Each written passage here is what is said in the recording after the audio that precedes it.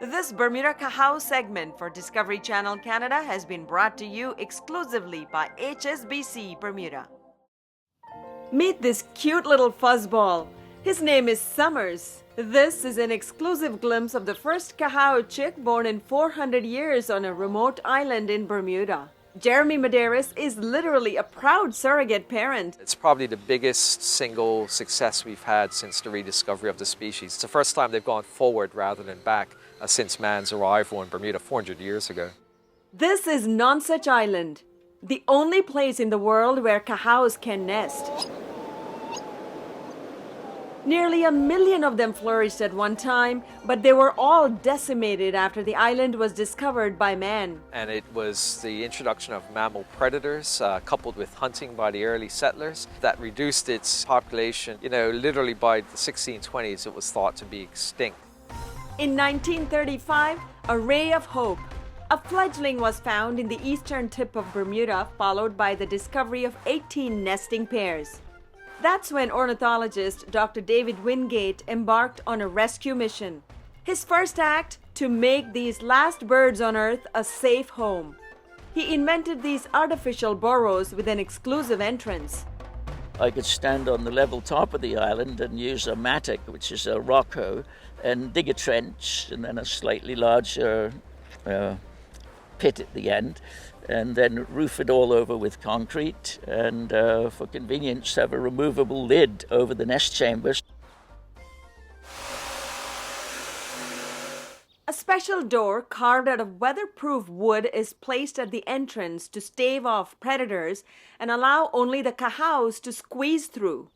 Almost 80% of the species now nests in these artificial government housing, condos that we build for them. And that's probably been the single most important thing for increasing the population to date. This real estate has helped revive them from the brink of extinction. In 2009, basically we have nearly 90 nesting pairs, and we've gone from 8 pairs in the 1960s up to 47 chicks that were fledged in 2009. So their nesting population has increased 500% more or less in that time. But now the birds face a new threat, flooding of their low-lying nesting grounds. The single biggest threat that is and will be affecting the Cahow is the threat of hurricane, erosion, and flooding of the nesting islands. With weather patterns continuing to intensify, the only safe place is higher ground. The perfect island just happened to exist in Castle Harbour, right where they were surviving. It was called Nonsuch Island. They move over 100 chicks to this new home, and biologist Medeiros takes over parenting. Packing them perfectly like that, just like a little sausage roll or a Cahow roll. This 2-week-old is about to feast on a delicious anchovy meal stuffed with vitamins. That's a particularly big one. No. Okay, what he's telling you is that that's enough, thank you, but his tummy is full. One by one, the chicks are fed, weighed, 350, so he's about 333 grams. measured, and banded for identification. You're gonna get your bling today, mate. In 10 to 12 weeks, these chicks will leave. They'll spend most of their life on the ocean and return to Bermuda only to nest.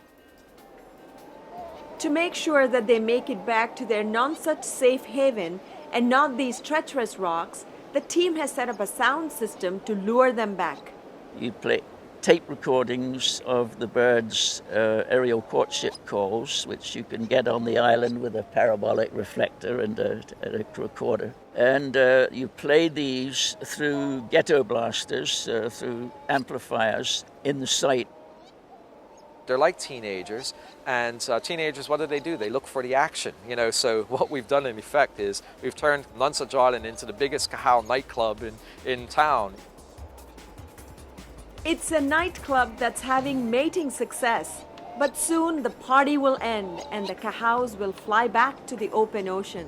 We really wanted to find out where they went to feed, when they're feeding their young, when they're by themselves, in case there was a problem there, like are they feeding in an area where there's perhaps offshore oil exploration, and that could be a real threat to them. A GPS tag attached to their foot will help Madeiras track their movements. The Cahow shows that even a species that was written off completely for 3.5 centuries can make a comeback, recover its numbers, and act as a real sort of rallying point for conservation efforts worldwide. Madeiras has watched the Cahow chicks grow, but now he needs to let them go. He'll have to wait anxiously for another year before the next party begins.